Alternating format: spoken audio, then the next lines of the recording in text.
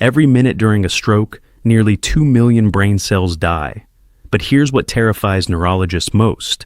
Many strokes don't feel dangerous at first. They feel small, forgettable, easy to ignore, right up until the moment the damage becomes permanent. If you're serious about taking better care of your health, make sure you subscribe. I share simple, practical advice designed especially for seniors. And feel free to leave a comment telling me where you're watching from. I appreciate every one of you. Let's get back to it.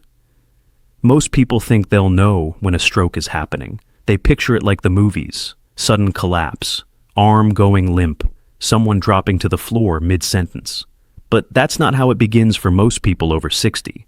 Most of the time, it begins with something you almost ignore. A hand that feels slightly numb for 30 seconds, then goes back to normal. A sentence you suddenly can't finish, even though the thought is completely clear in your head. A moment where one side of your face feels different. Not painful, just different. And then, just as quietly as it arrived, it disappears. You sit back down. You take a breath. You tell yourself it was nothing.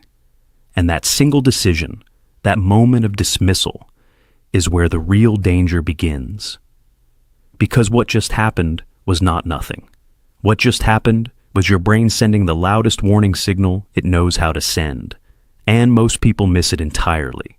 Here is what neuroscience tells us about those first moments. The brain makes up roughly 2% of your total body weight, but it demands nearly 20% of your entire oxygen supply, every single minute, without pause, without compromise, without negotiation. When that supply is interrupted, even partially, even briefly, damage begins almost immediately. Research published in the journal Stroke confirmed that during an untreated ischemic event, the brain loses approximately 1.9 million neurons per minute, not over hours, per minute. That number changes everything about how you should think about the early moments of a stroke, because it means those first 3 minutes, before the ambulance, before the hospital, before any doctor lays a hand on you, are not waiting time. They are decision time. And most people have never been told what to do with them. That's exactly what today is about. I'm Dr. James Cross, and in the next several minutes, I'm going to walk you through 3 things every adult over 60 needs to understand. Not someday, not eventually, but now. First, the subtle warning signs that appear before a stroke fully develops. The ones that feel minor, the ones people spend years dismissing. And why dismissing them is one of the most dangerous habits in medicine today. Second, the immediate physical response that research suggests may help support brain circulation during those critical first minutes while emergency services are on the way. And third, the daily habits that quietly stack up over time to give your brain the strongest possible protection against stroke as you age. One thing I need to say clearly before anything else: a stroke is always a medical emergency. The moment you suspect one, you call for emergency services, immediately, without hesitation. What I'm sharing with you today is not a substitute for that call. But between the moment symptoms appear and the moment help arrives, that window is real, and what happens inside it can matter more than most people ever realize. So, stay with me, because the information you're about to hear is the kind that most people only wish they had known sooner. So let's talk about why strokes are so extraordinarily good at being missed. Because it isn't carelessness, it isn't ignorance, it's something far more specific than that.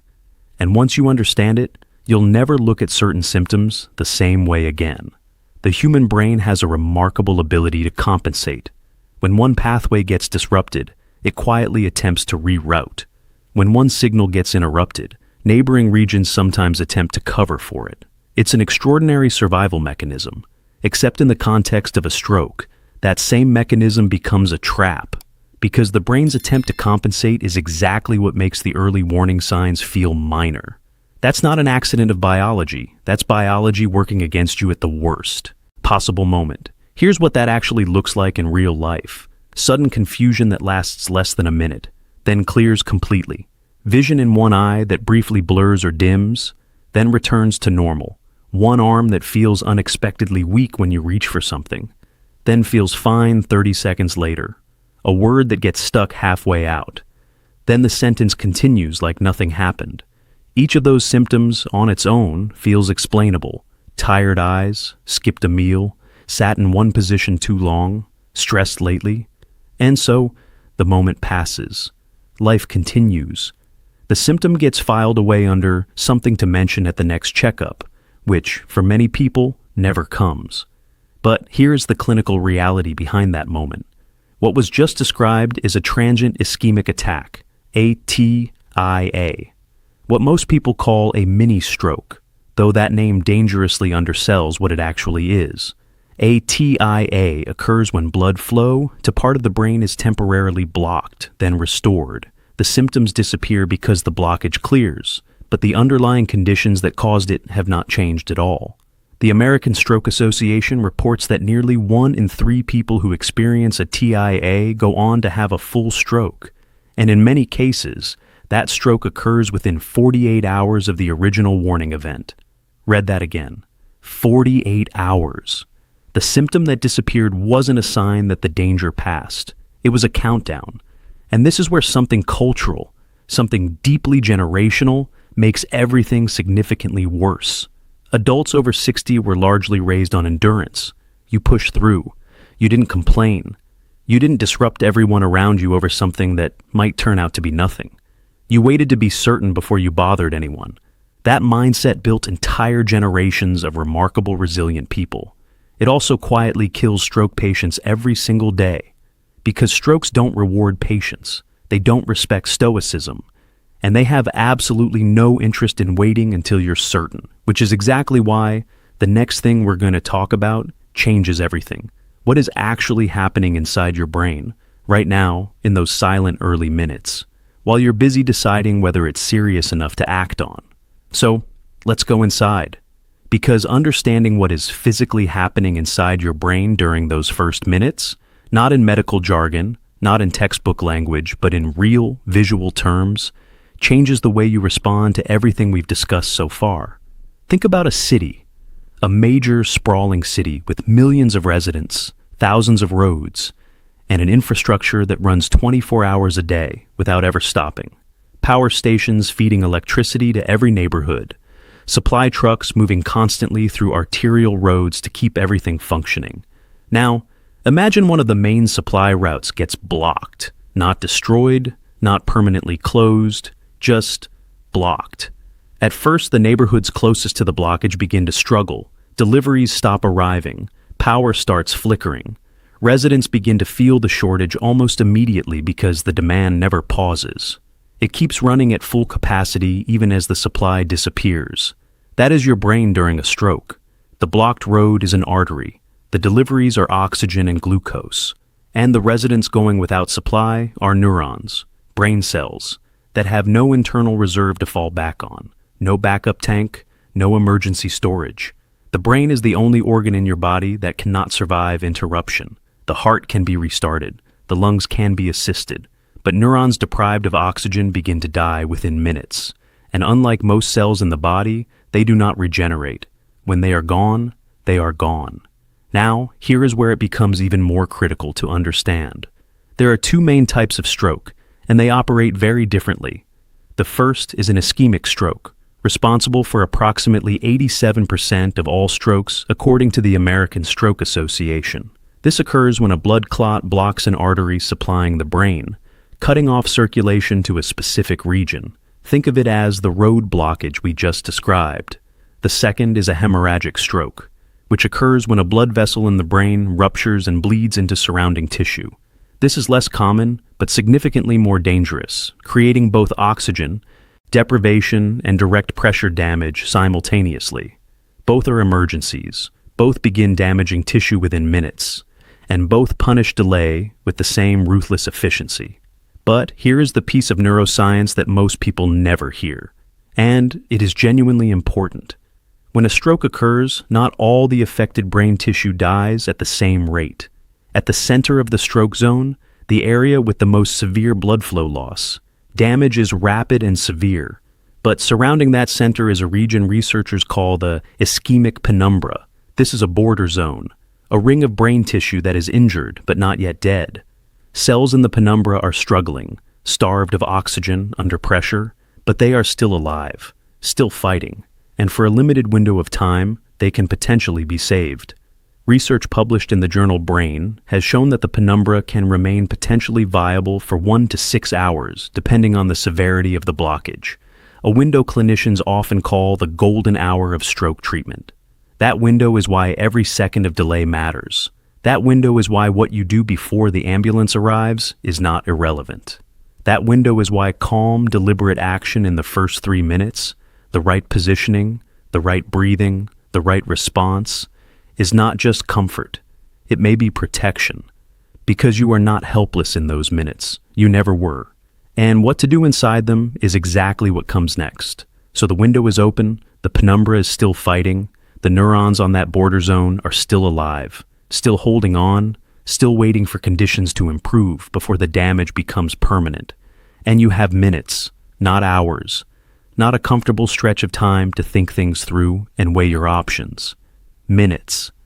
So, the first thing, the most important thing, before anything else on this list, call for emergency services immediately, right now, before you do anything else, before you try to figure out if it's serious enough, before you call a family member to ask what they think, before you sit down and wait to see if it passes. You call, immediately, without negotiation, because everything else we're about to discuss happens after that call, while you were waiting, while help is already on the way. Now, what does your body actually do in those minutes? Most people's instinct is to move, to stand up, to walk around, to try and shake it off, because movement feels like action, and action feels like control. But that instinct, in this specific situation, works directly against you. Standing increases the cardiovascular demand on a system that is already under severe stress. It introduces the risk of a sudden drop in blood pressure that can reduce cerebral perfusion, the flow of blood to the brain, at exactly the moment the brain needs every available drop. Walking unnecessarily burns oxygen. Panic burns even more. The right response is the opposite of every instinct you have. Lie down carefully on a flat surface, on your back if possible. Keep your head level, not elevated with a thick pillow, not tilted backward, but neutral and supported. If your legs can be slightly raised using a cushion or folded blanket beneath them, that gentle elevation may assist venous return, helping blood move back toward the heart without placing additional strain on the cardiovascular system. Then, and this is just as important as the positioning, you control your breathing. Slow inhalation through the nose. Longer, slower exhalation through the mouth, deliberately, intentionally, without rushing. This is not relaxation advice. This is physiology. Slow diaphragmatic breathing activates the parasympathetic nervous system, the body's natural counterweight to the stress response. A study published in Frontiers in Physiology found that controlled slow breathing can help stabilize heart rate variability and reduce the surge of stress hormones that panic introduces into circulation.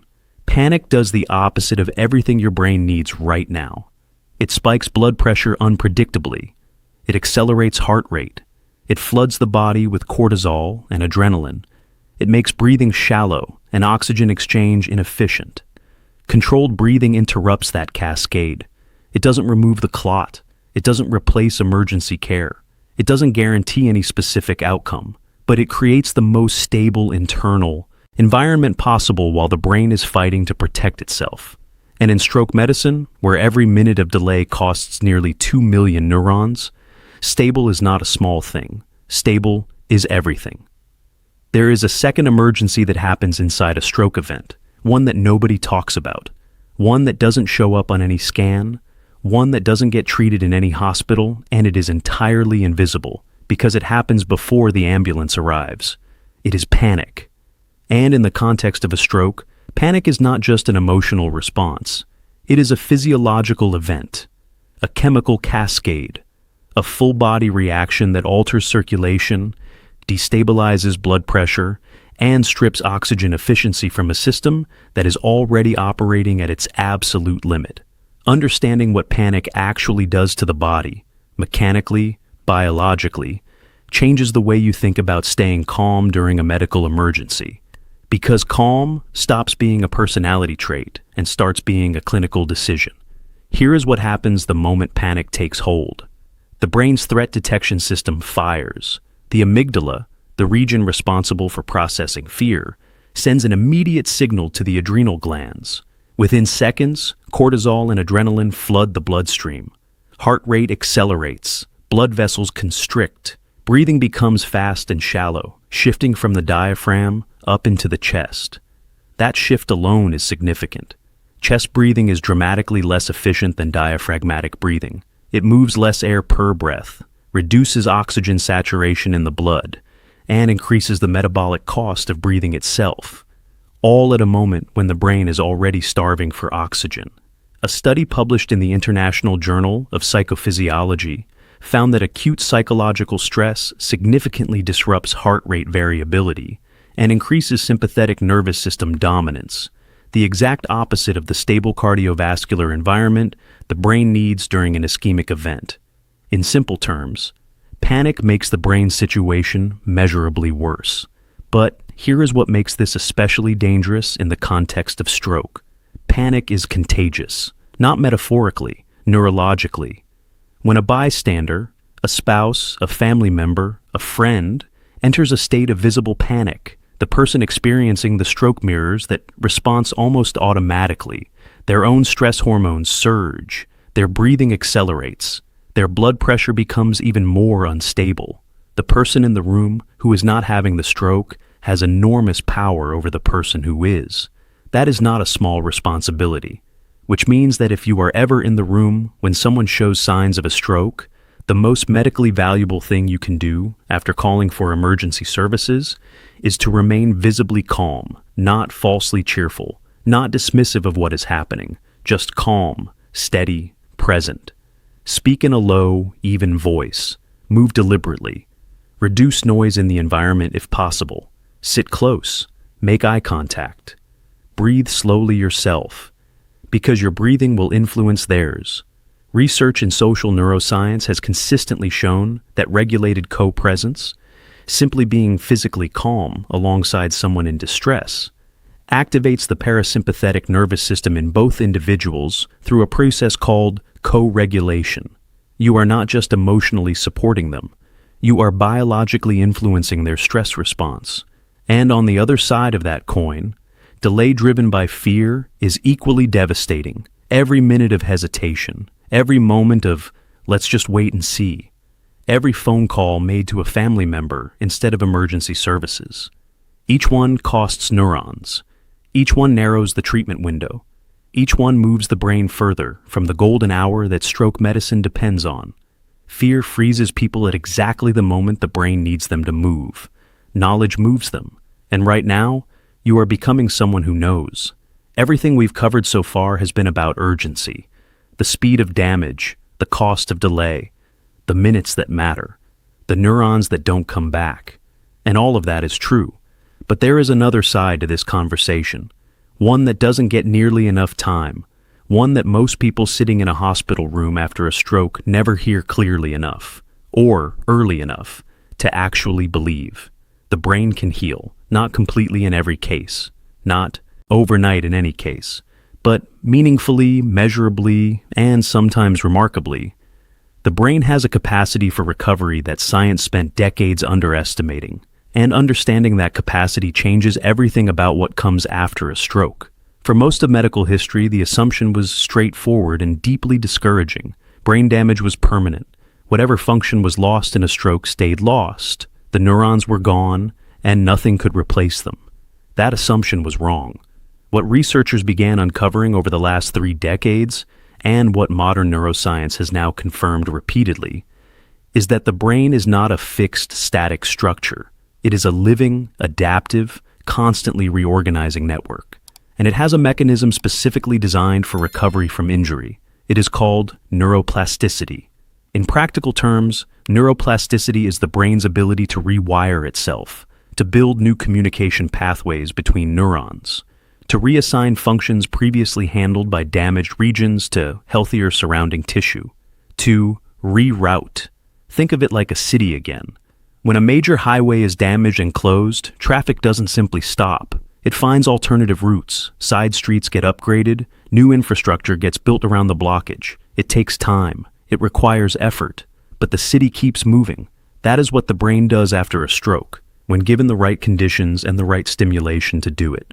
A landmark study from the University of Southern California found that intensive, repetitive rehabilitation, practiced consistently over weeks and months, produced measurable structural changes in the brains of stroke survivors, new neural pathways forming where old ones had been destroyed. Not just functional improvement, structural change. The brain was physically rebuilding. What drives neuroplasticity is repetition. Repetitive movement therapy rebuilds motor pathways. Speech exercises rebuild language circuits. Cognitive engagement, reading, problem-solving, social interaction, stimulates the formation of new neural connections across broader regions of the brain. Every deliberate, repeated action sends a signal to the brain, a signal that says, "This pathway matters. Rebuild here." And the brain listens. Recovery after stroke is not linear. There will be plateaus. There will be frustrating days where progress feels invisible. There will be moments where the distance between where someone is and where they were feels impossibly wide. But the research is consistent and it is clear. Recovery does not stop at 6 weeks. It does not stop at 6 months. For many stroke survivors, meaningful improvement continues for years, driven by consistent effort, skilled rehabilitation, and the brain's own extraordinary will to reorganize. The damage is real, but so is the recovery. And that is not a consolation. That is neuroscience. Recovery is remarkable, but prevention is better.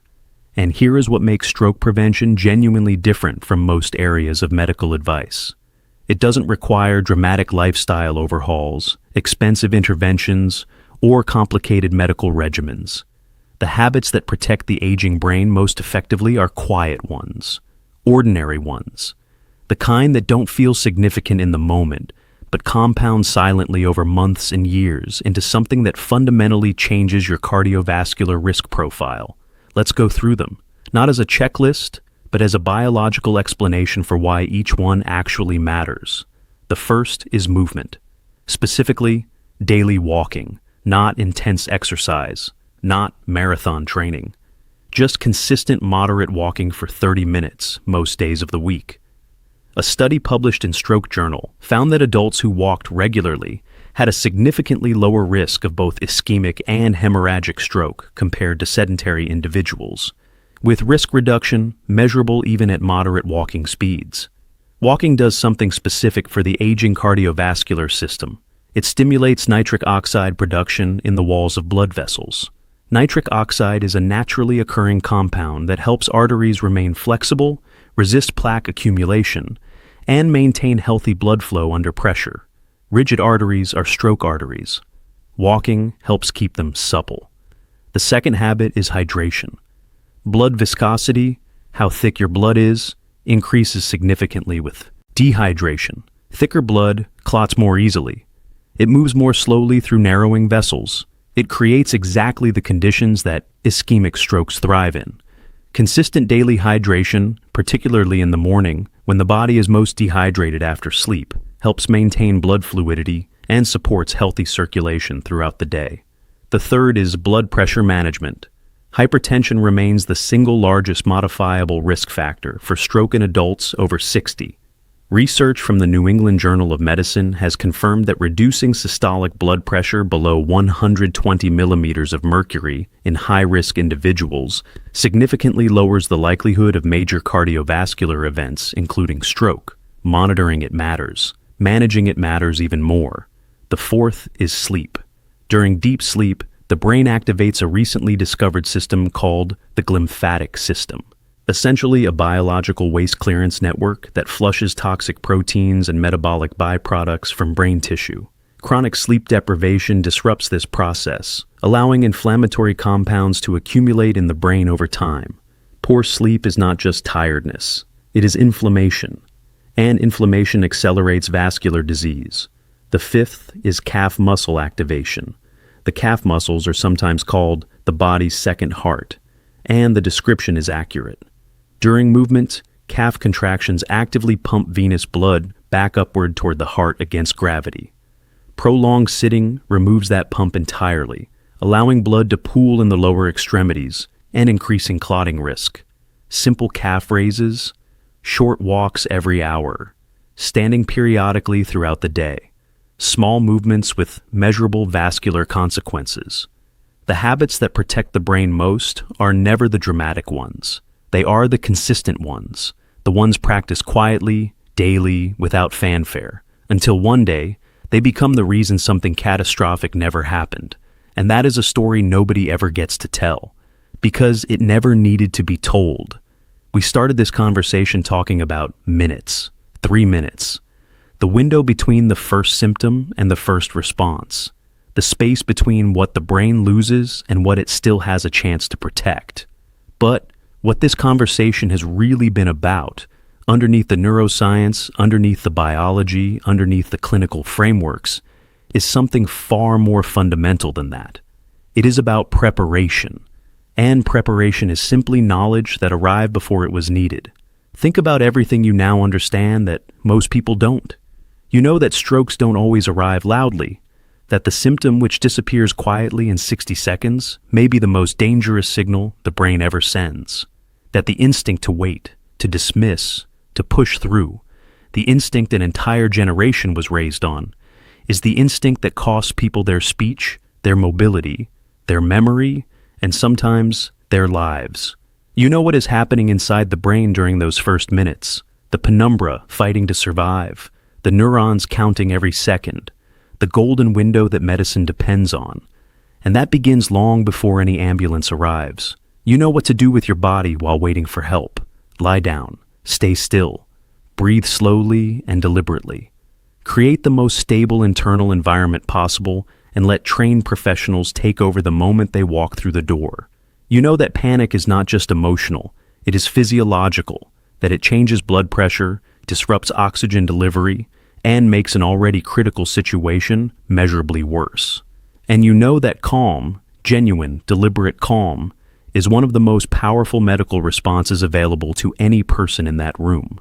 You know that the brain recovers, that neuroplasticity is not a theory, it is a documented, measurable biological process.